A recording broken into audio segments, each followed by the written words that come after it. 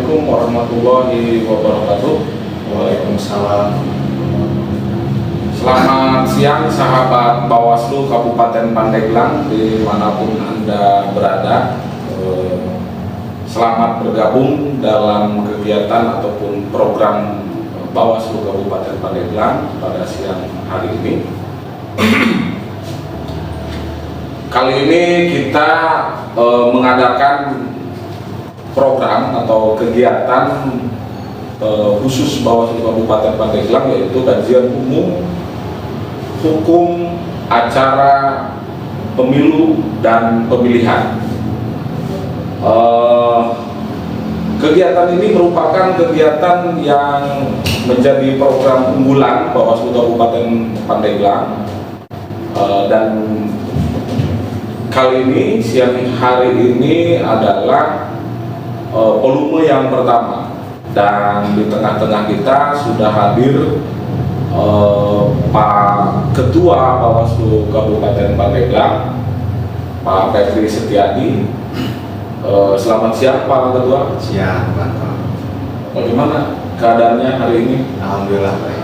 Sepertinya Pak Jumat kan? Ya, Pak Ketua ini terlihat segar dan ceria gitu.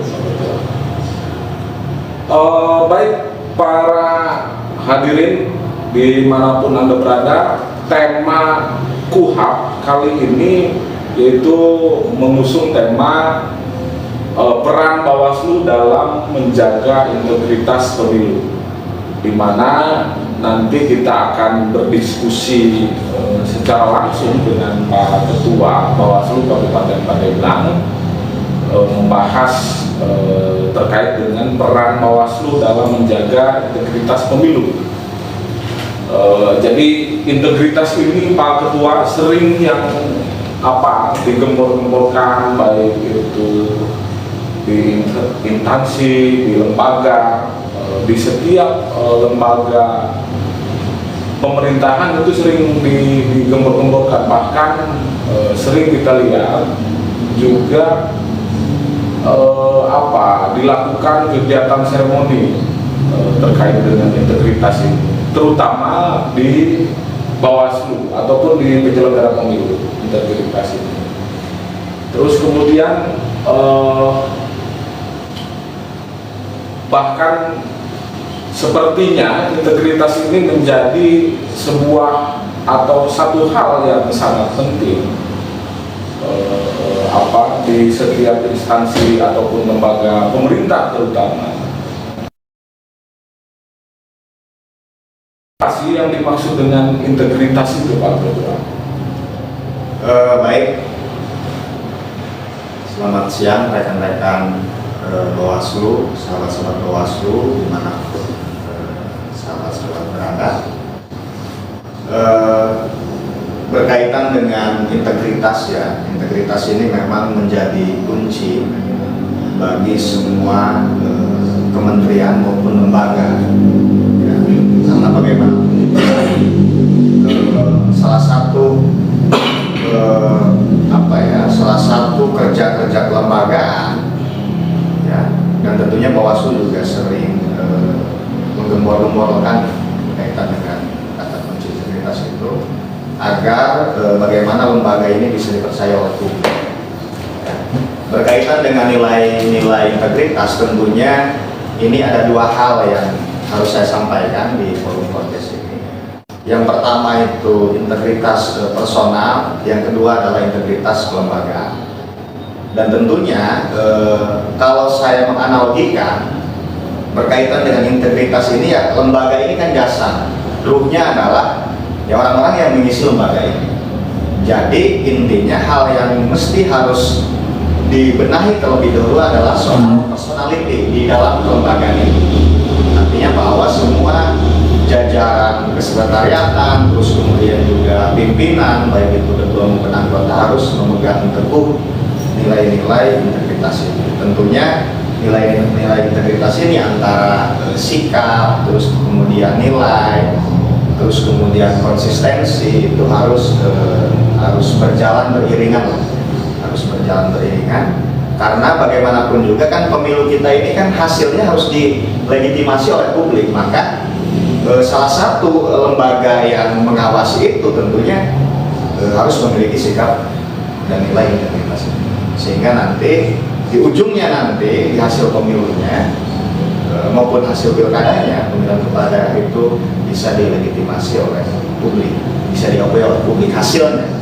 Artinya tidak ada lagi publik yang bersuara soal mosi tidak percaya misalnya terhadap penyelenggara pemilu, terus kemudian juga bersuara soal adanya misalnya oknum penyelenggara pemilu yang kong kali kong misalnya dengan partai politik dan lain-lain. Ini kan hal yang saya pikir mesti harus sama-sama menjadi perhatian bagi kita semua. Nah, kuncinya itu tadi, ada integritas personal dan integritas kelembagaan. Maka integritas kelembagaan akan terwujud ketika integritas personalnya itu semua sudah firm gitu ya, baik itu pimpinannya maupun jajaran sekretariat. Jadi seperti itu, Pak. Jadi yang dimaksud integritas itu adalah terkait dengan nilai-nilai, mungkin dan nilai norma dan kode etik. Tentunya apa yang dijelaskan Pak Ketua tadi itu ternyata memang kalau di kelembagaan itu ada dua. Yang pertama integritas personal, yang kedua integritas lembaga, yang mana integritas lembaga itu akan tertopang oleh integritas personal. Kemudian selanjutnya Pak Ketua, apa yang dimaksud dengan khusus di Bawaslu? Integritas di Bawaslu itu apa sih maksudnya gitu? Kalau mengacu pada peraturan DKPP nomor 2 tahun 2017, di situ kan jelas ya termaktub dalam peraturan DKPP nomor 2 tahun 2017 itu bahwa profesionalitas, bahwa penyelenggara pemilu itu harus memiliki sikap profesionalitas, terus kemudian juga sikap adil ya, imparsial ataupun sikap adil dan lain-lain. Banyak itu di peraturan PKPP nomor 2 tahun 2017 itu. Artinya bahwa sebagai penyelenggara pemilu dalam hal ini, karena memang kita sama-sama tahu bahwa penyelenggara pemilu itu bukan hanya Bawaslu dan KPU saja, tapi ada Dewan Kehormatan Penyelenggara Pemilu. Maka secara etik, moral dan nilai itu diatur oleh DKPP. Dan kemarin juga sepengalaman kita sepanjang tahapan pemilu dan pemilihan kepala daerah kemarin di tahun yang sama, Bawaslu Pandeglang itu kita mengikuti sidang DKPP karena ada pelapor yang merasa tidak puas, pada akhirnya melaporkan ke DKPP. Itu di tahapan pemilu kemarin dan terakhir kemarin di tahapan pemilihan kepala daerah. Dan alhamdulillah kita bersyukur bahwa hasilnya itu statusnya direhabilitasi. Artinya mekanisme, prosedur, tata cara dan lain-lain itu tidak cacat. Itu kemarin pengalaman kita di tahapan pemilu. Baik, bahwa Bawaslu Kabupaten Pandeglang pernah dilaporkan oleh kelompok masyarakat atau masyarakat itu pernah kemarin. Jadi ini juga yang memang beberapa masyarakat juga mungkin harus tahu ya, bahwa masyarakat juga bisa melaporkan penyelenggara pemilu. Betul. Dalam hal ini melaporkannya ke DKPP, Dewan Kehormatan Penyelenggara Pemilu, dan Bawaslu Kabupaten Pandeglang kemarin mengalami laporan itu dan mengikuti proses itu, dan alhamdulillah hasilnya hanya rehabilitasi itu, karena memang apa yang dilakukan oleh Bawaslu Kabupaten Pandeglang itu bisa dipertanggungjawabkan secara administrasi, secara peraturan regulasi dan sebagainya. Jadi integritas Bawaslu itu ternyata memang diatur di dalam peraturan DKPP nomor 2 tahun 2017. Nah itu berlaku untuk penyelenggara pemilu, Bawaslu dan KPU. Oke Pak Ketua, penjelasan terkait peran Bawaslu dalam menjaga integritas ini apa sih perannya gitu? Peran kita sebagai sebuah lembaga yang tentunya diamanahi oleh Undang-Undang 7 ya, 17, itu adalah mengawasi seluruh tahapan. Jadi semua tahapan pemilu maupun tahapan pilkada itu menjadi domain Bawaslu untuk melakukan pengawasan. Dan tentunya fokus kita adalah yang pertama adalah bagaimana secara kelembagaan Bawaslu ini melakukan kerja-kerja pencegahan. Ya, kerja-kerja pencegahan ini tentunya banyak bentuknya, ada kegiatan sosialisasi terhadap masyarakat, terus kemudian juga kita bisa membangun narasi di media sosial misalnya berkaitan dengan hal-hal yang dilarang misalnya pada tahapan-tahapan pemilu maupun tahapan pilkada. Jadi edukasi itulah yang kemudian menjadi penting yang terus dilakukan oleh Bawaslu Pandeglang dan tentunya Bawaslu secara keseluruhan seluruh Indonesia. Dan hari ini juga di non tahapan kita juga fokus terhadap melakukan pengawasan terhadap dua tahapan atau dua agenda yang dilakukan oleh KPU hari ini. Yang pertama adalah pemutahiran daftar pemilih berkelanjutan dan pemutahiran data parpol. Kalau untuk pemutahiran data pemilih berkelanjutan itu per 3 bulan, ya, itu per 3 bulan dilakukan pemutahiran terus kemudian diplenokan. Artinya dalam 1 tahun itu bisa 4 kali melakukan pleno terhadap pemutahiran daftar pemilih berkelanjutan. Nah proses itu kan ada verifikasi faktual, misalnya kita melakukan pengawasan di lapangan gitu ya, sebaran-sebaran data itu baik yang alih status TNI Polri, terus kemudian yang meninggal, terus pemilih pemula, banyak lah itu ya, kita mengidentifikasi terhadap hal-hal itu gitu ya, terkait pemutahiran daftar pemilih berkelanjutan. Terus pemutahiran data partai politik juga ini menjadi objek pengawasan Bawaslu di tahapan ini. Kalau pemutahiran data parpol itu dalam 1 tahun 2 kali, ya hanya per 6 bulan pemutahirannya. Dan terakhir kemarin di Desember kemarin itu hanya 5 partai politik. Maka ini juga penting disampaikan informasi ini kepada teman-teman peserta pemilu bahwa updating berkaitan dengan struktur kepengurusan, terus kemudian juga alamat sekretariat dan lain-lain. Kalau misalnya ada pergantian struktur kepengurusan dan lain itu wajib diupdate di Sipol. Untuk apa sebetulnya? Untuk nanti ketika verifikasi parpol nanti di tahapan awal ya di 2027 nanti ini partai sudah melakukan pemutahiran data partai di non tahapan ini. Jadi kalaupun misalnya ada perbaikan-perbaikan, ini tidak begitu banyak lah. Sebetulnya saya pikir ini baik gitu ya, agar nanti kemudian tidak begitu repot lah di tahapan pemutahiran daftar politik nanti. Jadi itu di non tahapannya kantor. Selain melakukan tadi upaya-upaya pencegahan, Bawaslu juga di masa tahapan kemarin di pemilu maupun di pilkada melakukan kerja-kerja penindakan. Penindakan di sini ya tentunya kita misalnya menemukan dugaan pelanggaran, baik itu dugaan pelanggaran yang hasil pengawasan dari jajaran kita dari dari Bawaslu Kabupaten Pandeglang sampai jajaran tingkat RT yang paling bawah, misalnya itu hasil temuan ya, dan itu diproses misalnya hasil temuan daripada hasil pengawasan. Terus kemudian juga kita bisa menerima laporan dari masyarakat berkaitan dengan temuan-temuan itu. Nah itu kemudian akan ditindak oleh Bawaslu manakala secara material dan formilnya sudah memenuhi. Kalau sudah memenuhi syarat formil dan materialnya pasti akan ditindak. Dan memang macam-macam, ada pelanggaran administrasi, terus kemudian ada pelanggaran etik, ada pelanggaran pidana, terus kemudian juga ada pelanggaran peraturan lainnya. Gitu ya. untuk berbagai macam jenis pelanggaran seperti itu.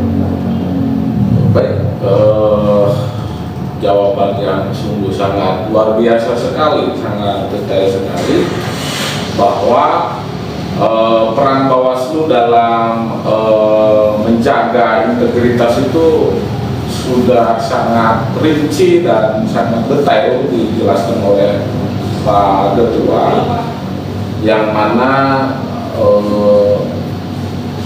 terutama adalah melaksanakan semua apa yang harus menjadi kerja-kerja ataupun tugas dan kewajiban Bawaslu, baik itu dari mulai pencegahan, kemudian pengawasan, dan penanganan pelanggaran. Tadi sudah sangat luar biasa sekali dijelaskan oleh Pak Ketua. Ini juga mungkin berkaitan dengan apa yang pertanyaan nomor 4 ini, contoh peran Bawaslu dalam menjaga integritas secara rinci itu tadi sepertinya sudah sangat dijelaskan oleh Pak Ketua. Pertanyaan selanjutnya Pak Ketua, ini terkait dengan nilai-nilai dan implementasi integritas Bawaslu. Apa saja itu kira-kira Pak Ketua? Kalau implementasi tentunya kita sebagai penyelenggara pemilu ya, salah satu implementasinya adalah harus berkepastian hukum. Artinya bahwa apa yang menjadi kerja-kerja kelembagaan dasarnya itu harus hukum gitu ya. Hukum itu tentunya ada di pemilu, di Undang-Undang Pemilu ya, Undang-Undang 7 tahun 2017, terus kemudian turunan itu ada peraturan Bawaslu, terus kemudian hal yang paling bawah itu kan ada bentuk surat edaran, terus instruksi dan lain-lain dari pimpinan kita di RI gitu ya. Artinya bahwa semua kerja-kerja kelembagaan dalam bentuk pencegahan, pengawasan maupun penindakan terhadap pelanggaran yang kita temukan pada proses tahapan itu harus berkepastian hukum gitu ya. Kalau tidak berkepastian hukum, kita kan rentan rentan untuk tadi itu dilaporkan ke DKPP gitu. Makanya kenapa sebagai penyelenggara tentunya kita harus mendekati konteks perpek itu ya kayak gitu ya, dari sisi administrasi, terus kemudian juga dari sisi pengawasannya. Artinya tindak tanduk kelembagaan itu harus berdasarkan nilai-nilai berkepastian hukum. Ada Undang-Undang 7 tentunya kalau berkaitan dengan pemilu, kalau pilkada kan ada Undang-Undang 10 tahun 2016. Berikut turunannya. Jadi implementasinya itu. Terus kemudian secara personal juga kita banyak menemukan, Pak Tonton ya, kalau kita berkaca dan studi kasus lah dari kabupaten kota yang lain kan kita temukan ada misalnya beberapa komisioner yang kena OPT misalnya berkaitan dengan suap, gratifikasi dan lain-lain. Ini juga hal yang saya pikir perlu menjadi perhatian bersama, bahwa bagaimana mungkin kita bisa menciptakan lembaga kita berintegritas manakala personalnya masih kaku terhadap hal demikian. Artinya masih permisif terhadap budaya-budaya seperti itu. Maka sangat rentan bentuk intervensi politik, terus kemudian juga ketidakprofesionalan dalam pekerjaan misalnya dan lain-lain, manakala hal demikian tidak kita antisipasi gitu ya. Jadi saya pikir implementasinya sangat banyak lah, berkaitan dengan menolak suap, gratifikasi, terus kemudian juga memastikan bahwa bagaimana pengawasan di semua tahapan ini berjalan dengan baik, berkepastian hukum misalnya, harus profesional dan lain-lain. Baik, terima kasih Pak Ketua. Jadi bahwa nilai-nilai dan implementasi terhadap integritas di Bawaslu ini kembali lagi tadi bahwa harus berkepastian hukum dan berjalan sesuai dengan peraturan dan perundang-undangan yang berlaku. Ya, kalau bahasa Inggrisnya itu rule of law, betul. Ya, itu Pak Ketua. Jadi ya, termasuk juga kaitan dengan administrasi ataupun transparansi yang kalau kata peraturan dan perundang-undangan ini ada apa namanya akuntabilitas, sesuatu yang dikerjakan oleh Bawaslu yang kemudian bisa dipertanggungjawabkan kepada siapapun. Baik Pak Ketua, mungkin ada closing statement yang akan disampaikan kepada sahabat Bawaslu Kabupaten Pandeglang dimanapun berada. Silakan Pak Ketua, mungkin terkait dengan peran Bawaslu untuk menjaga integritas di dalam pemilu itu. Sebelum closing statement, saya menanggapi terlebih dahulu ya Pak, berkaitan dengan akuntabilitas ya. Berkaitan dengan akuntabilitas itu, kita kan lembaga publik. Ya, lembaga publik itu tentunya administrasi, kelembagaan, terus kemudian juga pelayanan publik itu menjadi poin penting. Ya, bukan hanya kerja-kerja pengawasan saja, tapi di luar dari itu ada administrasi kelembagaan, terus kemudian juga ada yang satu lagi itu soal pelayanan publik. Nah, dan itu semua harus dipertanggungjawabkan. Itu semua harus dipertanggungjawabkan. Artinya bahwa misalnya bagaimana pengelolaan keuangan di Bawaslu, baik itu dari APBN maupun dari APBD yang sifatnya hibah, ini harus benar-benar benar-benar dikelola secara baik, dan pertanggungjawabannya nanti baik juga gitu ya. Kita tidak mau misalnya ada hal-hal yang kemudian di ujung ada temuan dan lain-lain. Ini berkaitan dengan akuntabilitas. Terus yang kedua, pelayanan publik. Pelayanan publik juga berkaitan dengan informasi terhadap masyarakat. Tentunya secara kelembagaan juga Bawaslu sangat terbuka. Manakala misalnya ada masyarakat di masa tahapan ini meminta misalnya untuk kepentingan penelitian, misalnya kan mahasiswa ataupun kepentingan yang lainnya, riset dan lain-lainnya, itu kita sangat amat terbuka. Dan kemarin juga banyak yang datang ya ke Bawaslu dari teman-teman mahasiswa yang minta data misalnya berkaitan dengan netralitas, terus kemudian juga berkaitan dengan jumlah SDM ad hoc ya di Bawaslu Kabupaten Pandeglang. Dengan informasi publik juga ada hal-hal yang tidak bisa kita sampaikan ke publik karena itu diatur melalui undang-undang gitu ya. Kita juga ada PPID yang bertanggung jawab, terus kemudian juga yang bisa lah melayani publik manakala meminta informasi berkaitan dengan kelembagaan dan hasil pemilu maupun pilkada kemarin yang sudah kita lalui. Jadi kita sangat terbuka. Tapi ada beberapa hal yang kemudian informasi itu tidak bisa dipublikasi. Misal hasil kajian,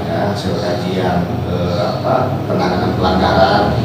Kemarin itu kan kita dilaporkan ke DKPP kan ada pelapor, terutama pelapor yang meminta ke Bawaslu berkaitan dengan akses informasi. Cuma ketika kita lihat di dalam aturan regulasi kita berkaitan dengan informasi publik, itu ada hal yang kemudian tidak boleh dipublikasi gitu, berkaitan dengan informasi publik itu, sehingga kita tidak bisa memberikan. Tapi kalau ada hal-hal yang kemudian itu diatur bisa diberikan informasi itu, ya kita tentunya akan memberikan kepada publik gitu, kepada masyarakat.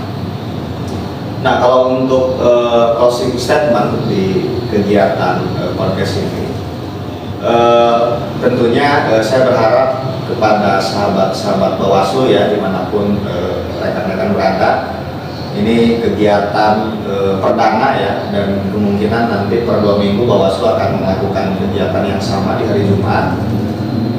Tentunya pukulnya sama di pukul 1:30 gitu ya. Tapi berharap masyarakat atau publik bisa ikut serta ya, atau bisa ikut menonton lah gitu ya berkaitan dengan podcast ini.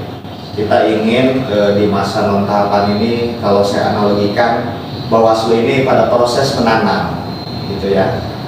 Kita proses menanam bagaimana benih ini, Pak Anton, benih yang kita tanam ini tentunya baik gitu ya. Terus kemudian di ujungnya nanti ketika tahapan pemilu maupun pilkada dimulai, ini bisa kita tuai, dan produknya itu tentunya bagus gitu ya. Produk hasil tanaman ini masa memanen ini bagus gitu. Nanti ke depan kemudian publik sudah tercerahkan, masyarakat sudah paham hal-hal yang kemudian itu dilarang pada konteks tahapan pemilu maupun pilkada.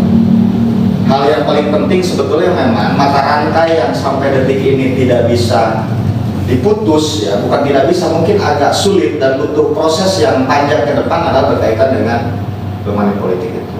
Budaya permisif terhadap money politik itu, masyarakat kita ini masih sangat rentan lah gitu ya. Kita bisa lihatlah dari jumlah DPT di Kabupaten Pandeglang kemarin dengan jumlah partisipasi sekian lah gitu ya, sekian persen. Ini kalau kita coba lakukan riset berapa persen yang terpapar money politik kan gitu berkaitan dengan pemilu kita. Maka dari itu saya mewakili kelembagaan berharap bahwa bagaimana nanti pemilih ke depan di masa tahapan pemilu di pemilu tahun 2029 terus kemudian juga 2031 di masa tahapan pilkada ini bisa benar-benar menjadi pemilih yang cerdas gitu ya. Maka hari ini fokus Bawaslu adalah bagaimana memberikan edukasi-edukasi.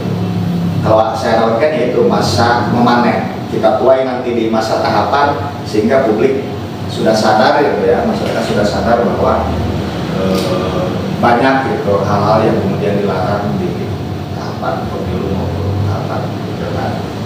Tentunya isu yang paling krusial itu adalah soal masifnya money politik. Karena dampak money politik ini bagi kualitas demokrasi kita ini sangat berbahaya di depan. Makanya tugas Bawaslu hari ini hadir dan melakukan pengawasan itu ya untuk salah satunya untuk bagaimana meminimalisir itu. Dan terus kemudian juga bagi profesi-profesi yang dilarang oleh undang-undang gitu ya, ASN, TNI, Polri, terus kemudian juga yang lainnya ini juga menjadi perhatian penting sehingga indeks kerawanan pemilu nanti ke depan ini kita tidak masuk zona merah. Jadi kita publik juga harus tahu, masyarakat juga harus tahu bahwa indeks kerawanan pemilu di Kabupaten Pandeglang kemarin itu kita rilis itu kita memasuki zona merah berkaitan dengan itu.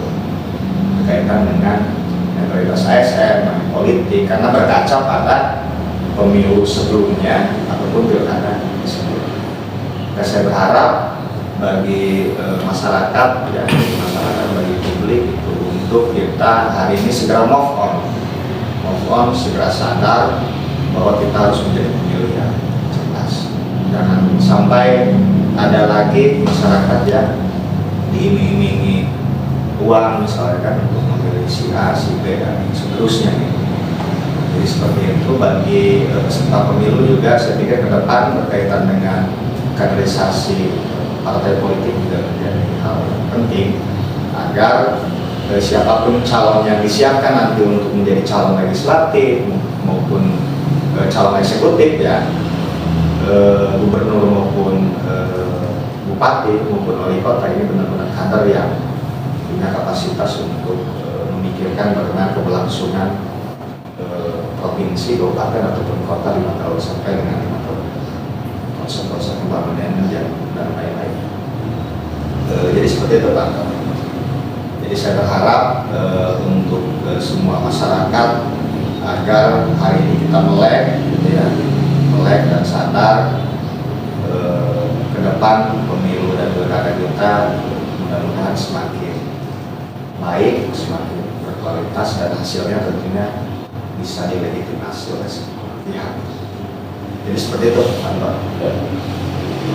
Sebetulnya perlu diketahui oleh sahabat Bawaslu Kabupaten Pandeglang, Pak Ketua ini nggak ada kopi saja sama rokok, ini diskusinya luar biasa. Saya tahu Pak Ketua ini orangnya doyan diskusi. Karena memang waktu kita terbatas Pak Ketua, nanti kita lakukan diskusi perdalam lagi di lain forum ataupun lain waktu terkait integritas ini, dan memang muara dari integritas ini adalah wibawa penyelenggara pemilu, Pak. Betul. Hanya saja integritas ini tidak meski juga harus dimiliki oleh Bawaslu ataupun KPU ataupun DKPP. Artinya semua kita harus memiliki, menurut saya Pak Ketua, baik itu peserta pemilu, kelompok masyarakat, dan partai politik terutama. Artinya kaitan dengan tadi itu money politik ya kebanyakan dilakukan oleh oknum-oknum yang tidak bertanggung jawab, yang tidak menggunakan integritas tentunya Pak Ketua. Baik para sahabat Bawaslu Kabupaten Pandeglang, kita sebetulnya ingin berlama-lama menyapa rekan-rekan di medsos TikTok ini Pak Ketua. Hanya saja waktunya karena memang terbatas. Jadi di akhir bahwa integritas itu harus dimiliki oleh semua pihak, bahkan ketika tidak ada yang melihat. Saya Anton Purwanto, staf Bawaslu Kabupaten Pandeglang yang hari ini memandu kegiatan kajian umum acara pemilu dan pemilihan Bawaslu Kabupaten Pandeglang, beserta Ketua Bawaslu Kabupaten Pandeglang Bapak Menteri undur diri, bersama rakyat awasi pemilu, bersama Bawaslu tegakkan keadilan pemilu. Bawaslu Pandeglang siap, sigap, tepat. Assalamualaikum warahmatullahi wabarakatuh.